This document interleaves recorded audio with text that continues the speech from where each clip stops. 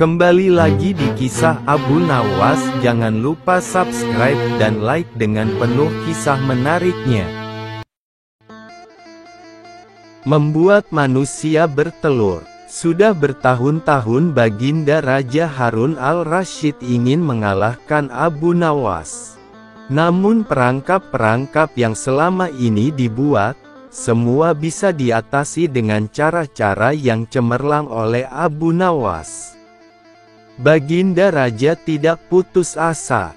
Masih ada puluhan jaring muslihat yang telah disiapkannya untuk menjerat dan menghukum Abu Nawas. Baginda Raja beserta para menterinya sering mengunjungi tempat pemandian air hangat yang hanya dikunjungi para pangeran, bangsawan dan orang-orang terkenal. Pada suatu sore yang cerah ketika Yang Mulia Raja sedang mandi di kolam, ia berkata kepada para menterinya, "Aku punya akal untuk menjebak Abu Nawas," kata Baginda Raja dengan wajah yang ceria. "Apakah itu wahai Paduka Yang Mulia?" tanya salah seorang menteri. "Kalian tak usah tahu dulu. Aku hanya ingin kalian datang lebih dini besok sore. Jangan lupa, datanglah besok sebelum Abu Nawas datang karena aku akan mengundangnya untuk mandi bersama-sama kita," kata Baginda Raja memberi pengarahan. Baginda Raja memang sengaja tidak menyebutkan tipuan apa yang akan digelar besok. Abu Nawas pun diundang untuk mandi bersama Baginda Raja dan para menteri di pemandian air hangat yang terkenal itu. Keesokan harinya, Baginda Raja dan para menteri sudah datang lebih dahulu. Baginda membawa 19 butir telur ayam. 18 butir dibagikan kepada para menterinya, dan 1 butir lagi untuk dirinya sendiri. Kemudian Baginda memberi pengarahan singkat tentang apa yang telah direncanakannya untuk menjebak Abu Nawas. Ketika Abu Nawas datang, Baginda Raja beserta para menteri sudah berendam di kolam. Abu Nawas pun lalu melepas pakaian dan langsung ikut berendam. Abu Nawas berharap-harap cemas. Kira-kira permainan apa lagi yang akan dihadapinya? Mungkin permainan kali ini lebih berat karena Baginda Raja tidak memberi waktu untuk berpikir. Tiba-tiba Baginda Raja membuyarkan lamunan Abu Nawas. Beliau lalu berkata kepada Abu Nawas, "Hai Abu Nawas, aku mengundangmu mandi bersama karena ingin mengajak engkau ikut dalam permainan kami," kata Baginda Raja. "Permainan apakah itu Paduka Yang Mulia?" tanya Abu Nawas belum mengerti. "Kita sekali-kali melakukan sesuatu yang secara alami hanya bisa dilakukan oleh binatang. Sebagai manusia, kita harus bisa melakukannya dengan cara kita masing-masing," jawab Baginda sambil tersenyum. "Hamba belum mengerti Baginda Yang Mulia," kata Abu Nawas agak ketakutan. "Masing-masing dari kita harus bisa bertelur seperti ayam.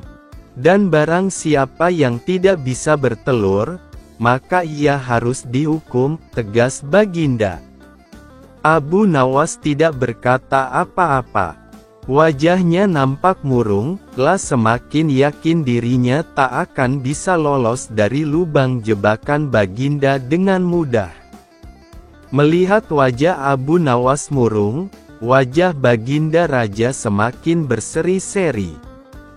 "Nah sekarang apalagi yang kita tunggu? Kita menyelam lalu naik ke atas sambil menunjukkan telur kita masing-masing," perintah Baginda Raja. Baginda Raja dan para menteri pun mulai menyelam, kemudian naik ke atas satu persatu dengan membawa sebutir telur ayam. Abu Nawas masih di dalam kolam, La tentu saja tidak sempat mempersiapkan telur karena ia memang tidak tahu kalau ia diharuskan bertelur seperti ayam. Kini Abu Nawas tahu kalau Baginda Raja dan para menteri telah mempersiapkan telur masing-masing 1 butir. Karena belum ada seorang manusia pun yang bisa bertelur dan tidak akan pernah ada yang bisa. Karena dadanya mulai terasa sesak, Abu Nawas cepat-cepat muncul ke permukaan, dan kemudian naik ke atas. Baginda Raja langsung mendekati Abu Nawas. Abu Nawas nampak tenang, bahkan ia berlaku aneh. Tiba-tiba saja ia mengeluarkan suara seperti ayam jantan berkokok, keras sekali sehingga Baginda dan para menterinya merasa kaget dan heran.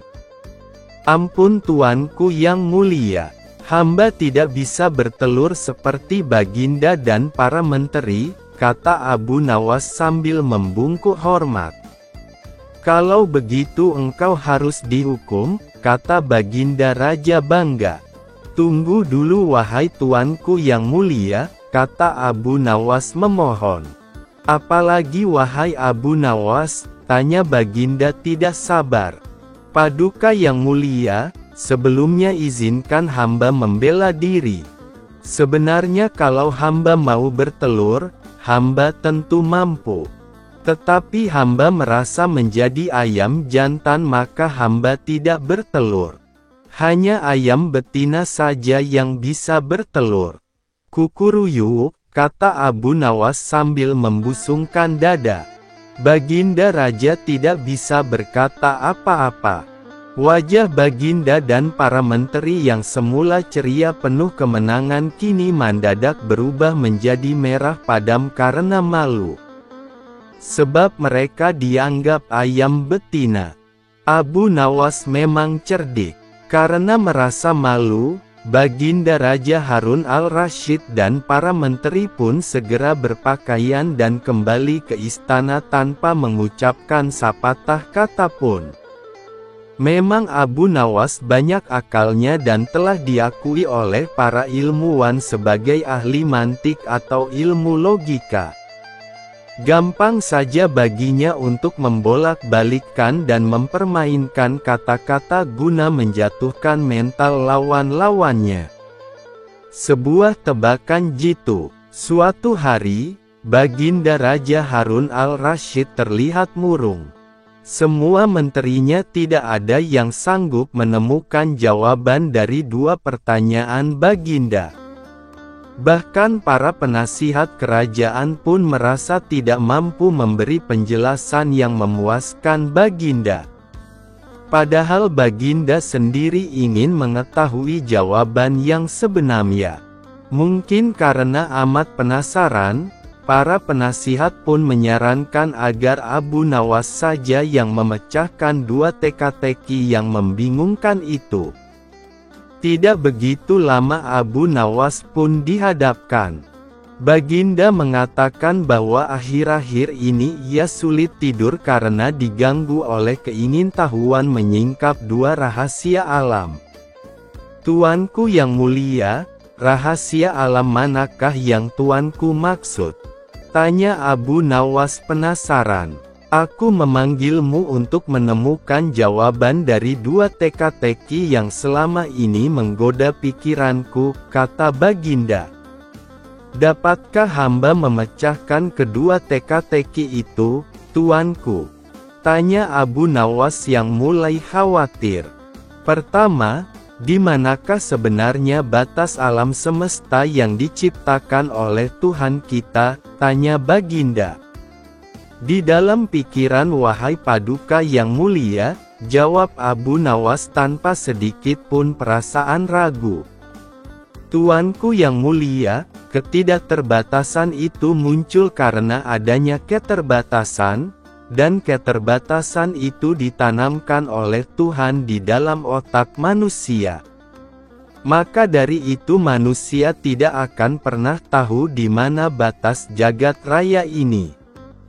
Sesuatu yang terbatas tentu tak akan mampu mengukur sesuatu yang tidak terbatas, lanjut Abu Nawas. Baginda mulai tersenyum karena merasa puas mendengar penjelasan Abu Nawas yang masuk akal. Kemudian Baginda melanjutkan teka-teki yang kedua. Wahai Abu Nawas, manakah yang lebih banyak jumlahnya? Bintang-bintang di langit ataukah ikan-ikan di laut? Tanya Baginda. Ikan-ikan di laut, jawab Abu Nawas dengan tangkas. Bagaimana kau bisa langsung memutuskan begitu? Apakah engkau pernah menghitung jumlah mereka? Tanya Baginda heran. Paduka yang mulia, bukankah kita semua tahu bahwa ikan-ikan itu setiap hari ditangkapi dalam jumlah besar? Namun walaupun begitu, jumlah mereka tetap banyak seolah-olah tidak pernah berkurang karena saking banyaknya. Sementara bintang-bintang itu tidak pernah rontok, jumlah mereka juga banyak, jawab Abu Nawas meyakinkan. Seketika itu rasa penasaran yang selama ini menghantui Baginda sirna tak berbekas. Baginda Raja Harun al-Rasyid pun memberi hadiah kepada Abu Nawas dan istrinya berupa uang yang cukup banyak. Mengambil mahkota dari surga. Tidak seperti biasa hari itu Baginda tiba-tiba ingin menyamar menjadi rakyat biasa. Beliau ingin menyaksikan kehidupan di luar istana tanpa sepengetahuan siapapun agar lebih leluasa bergerak. Baginda mulai keluar istana dengan pakaian yang amat sederhana layaknya seperti rakyat jelata. Di sebuah perkampungan beliau melihat beberapa orang berkumpul. Setelah Baginda mendekat, ternyata seorang ulama sedang menyampaikan kuliah tentang alam barzah. Tiba-tiba ada seorang yang datang dan bergabung di situ, bertanya kepada ulama itu. Kami menyaksikan orang kafir pada suatu waktu dan mengintip kuburnya, tetapi kami tiada mendengar mereka berteriak dan tidak pula melihat penyiksaan-penyiksaan yang katanya sedang dialaminya. Maka bagaimana cara membenarkan sesuatu yang tidak sesuai dengan yang dilihat mata? Tanya orang itu. Ulama itu berpikir sejenak kemudian ia berkata, untuk mengetahui yang demikian itu harus dengan panca indera yang lain. Ingatkan kamu dengan orang yang sedang tidur. Dia kadangkala bermimpi dalam tidurnya digigit ular, diganggu dan sebagainya, juga merasa sakit dan takut ketika itu, bahkan memekik dan keringat bercucuran pada keningnya, merasakan hal semacam itu seperti ketika tidak tidur. Sedangkan engkau yang duduk di dekatnya menyaksikan keadaannya seolah-olah tidak ada apa-apa, padahal apa yang dilihat serta dialaminya adalah dikelilingi ular-ular. Maka jika masalah mimpi yang remeh saja sudah tidak mampu mata lahir melihatnya, mungkinkah engkau bisa melihat apa yang terjadi di alam barzah? Jelas sang ularna. Baginda Raja terkesan dengan penjelasan ulama itu. Baginda masih ikut mendengarkan kuliah itu.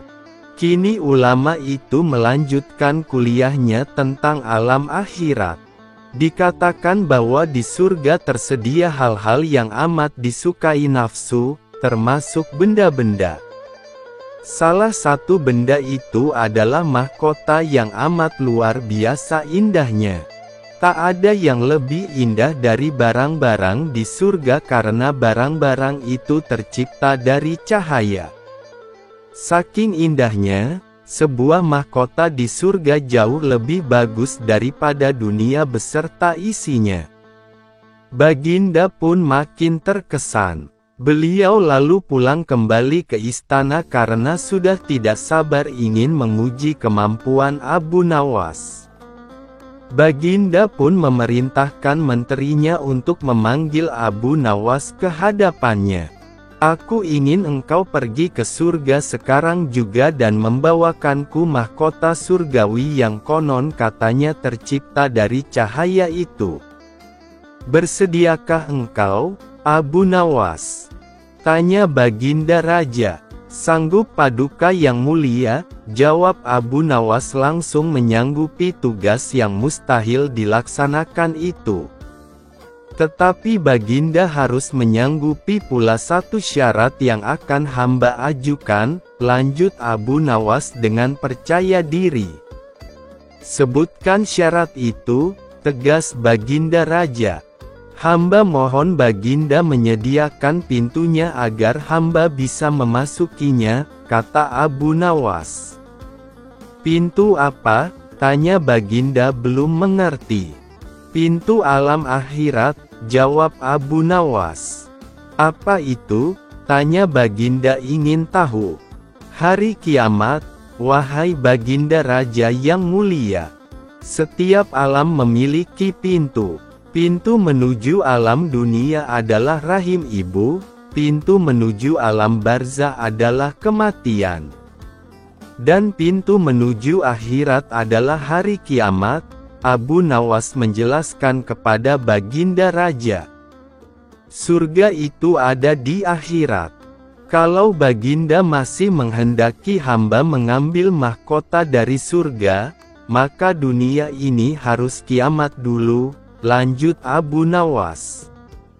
Mendengar penjelasan Abu Nawas, Baginda Raja pun terdiam. Di sela-sela kebingungannya, Abu Nawas bertanya lagi kepada Baginda Raja. Masihkah Baginda menginginkan mahkota dari surga? Tanya Abu Nawas. Baginda Raja tidak menjawab, beliau hanya diam 1000 bahasa. Sejenak kemudian Abu Nawas pun mohon diri karena ia sudah tahu jawabannya. Membangun istana di awan. Abu Nawas belum kembali. Kata istrinya ia bersama seorang pendeta dan seorang ahli yoga sedang melakukan pengembaraan suci. Padahal saat itu Baginda amat membutuhkan bantuan Abu Nawas. Beberapa hari terakhir ini Baginda merencanakan membangun istana di awang-awang, karena sebagian besar raja-raja negeri sahabat telah membangun bangunan-bangunan yang luar biasa. Baginda pun tidak ingin menunggu Abu Nawas lebih lama lagi. Beliau lalu mengutus beberapa orang kepercayaannya untuk mencari Abu Nawas. Namun mereka tidak berhasil menemukan Abu Nawas, karena Abu Nawas ternyata sudah berada di rumah ketika mereka baru berangkat. Abu Nawas lalu menghadap Baginda Raja Harun al-Rasyid. Baginda pun amat riang. Saking gembiranya, beliau mengajak Abu Nawas bergurau. Setelah saling tukar-menukar cerita lucu, Baginda pun mulai mengutarakan rencananya. Aku sangat ingin membangun istana di awang-awang agar aku lebih terkenal di antara raja-raja yang lain. Adakah kemungkinan keinginanku itu terwujud wahai Abu Nawas? Tanya Baginda Raja. Tidak ada yang tidak mungkin dilakukan di dunia ini Paduka yang mulia, jawab Abu Nawas berusaha mengikuti arah pembicaraan Baginda. Kalau menurut pendapatmu hal itu tidak mustahil diwujudkan, maka aku serahkan sepenuhnya tugas ini kepadamu, kata Baginda puas. Abu Nawas terkejut, ia menyesal telah mengatakan kemungkinan membuat istana di langit. Namun nasi telah menjadi bubur, kata-kata yang telah didengar Baginda tidak dapat ditarik kembali. Baginda memberi waktu Abu Nawas beberapa minggu. Rasanya tak ada yang lebih berat bagi Abu Nawas kecuali tugas yang diembannya sekarang. Jangankan membangun istana di langit, membangun sebuah gubuk kecil pun sudah merupakan hal yang mustahil dikerjakan. Hanya Tuhan saja yang mampu melakukannya, gumam Abu Nawas. Hari-hari berlalu seperti biasa. Tak ada yang dikerjakan Abu Nawas kecuali memikirkan bagaimana membuat Baginda merasa yakin kalau yang dibangun itu benar-benar istana di langit. Seluruh ingatannya dikerahkan dan dihubung-hubungkan. Abu Nawas bahkan berusaha menjangkau masa kanak-kanaknya. Sampai ia ingat bahwa dulu ia pernah bermain layang-layang. Dan inilah yang membuat Abu Nawas girang. Abu Nawas tidak menyia-nyiakan waktu lagi, bersama beberapa kawannya merancang layang-layang raksasa berbentuk persegi 4.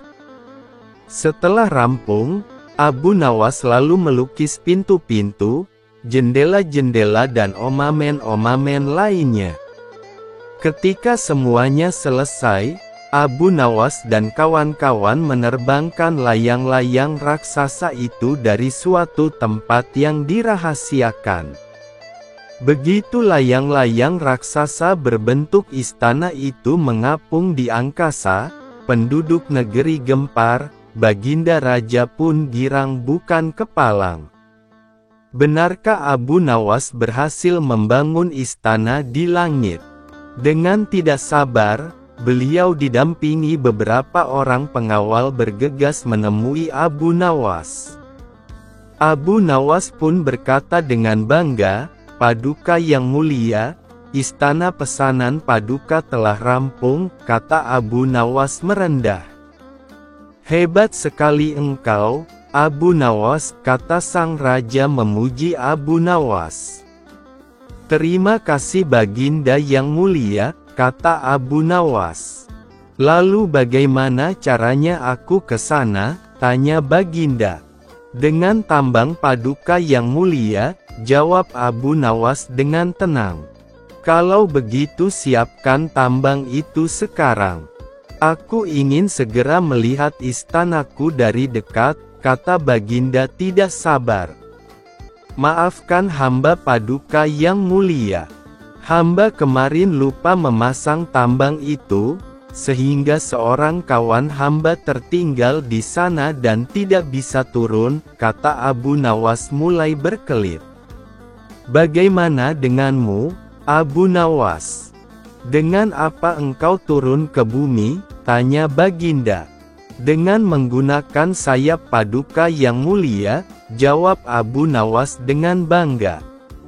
"Kalau begitu buatkan aku sayap supaya aku bisa terbang ke sana," kata Baginda.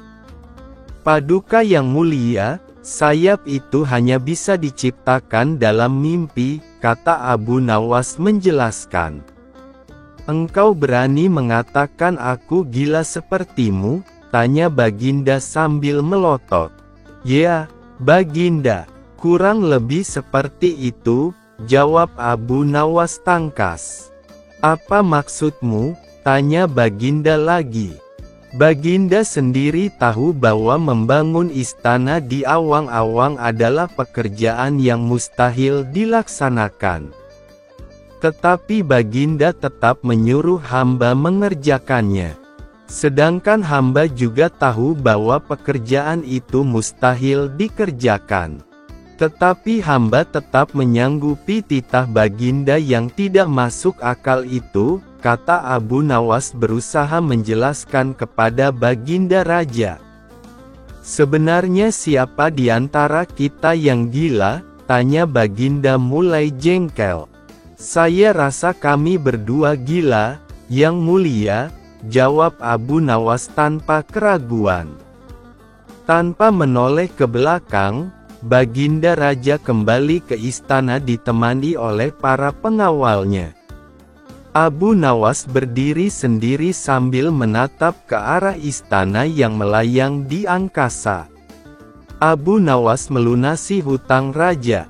2. Ini adalah kisah Abu Nawas ketika dia mengembara ke sebuah kerajaan yang negerinya kaya raya.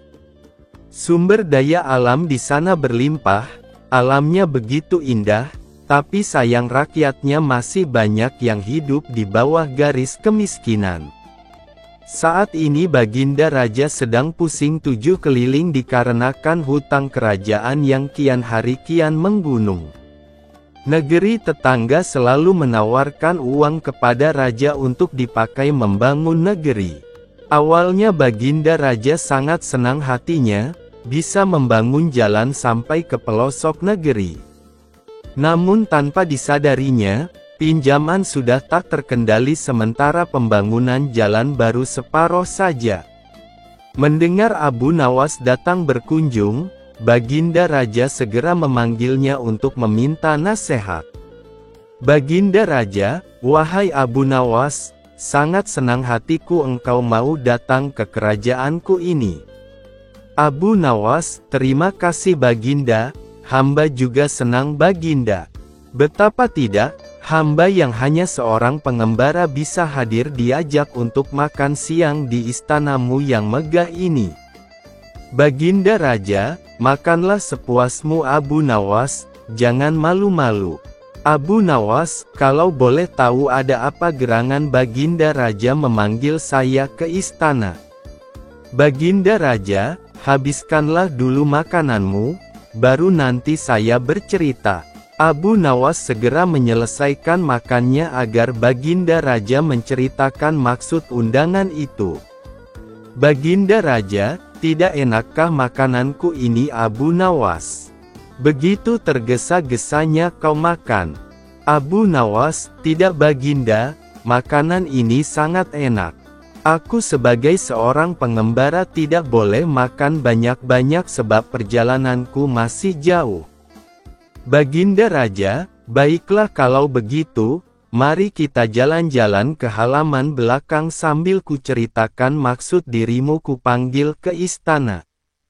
Abu Nawas dengan hati yang berdebar-debar mengikuti Baginda Raja dari sebelah kanan beliau. Baginda Raja, begini Abu Nawas, aku saat ini sangat pusing tujuh keliling. Aku berusaha keras sekuat tenaga agar hidup rakyatku sejahtera. Namun yang terjadi malah sebaliknya, negeriku terlilit hutang. Apa yang harus aku lakukan Abu Nawas? Abu Nawas, kenapa bisa terlilit hutang Baginda Raja? Bukankah negeri ini sangat kaya raya? Baginda Raja, itulah Abu Nawas, memang negeri ini sangat kaya namun rakyatku tak mampu mengelolanya. Maka sumber daya alam seperti tambang emas dan minyak bumi dibantu oleh negeri tetangga untuk mengelolanya. Semuanya berjalan dengan baik, tidak ada yang salah. Abu Nawas, lalu kenapa bisa berhutang jika tidak ada yang salah?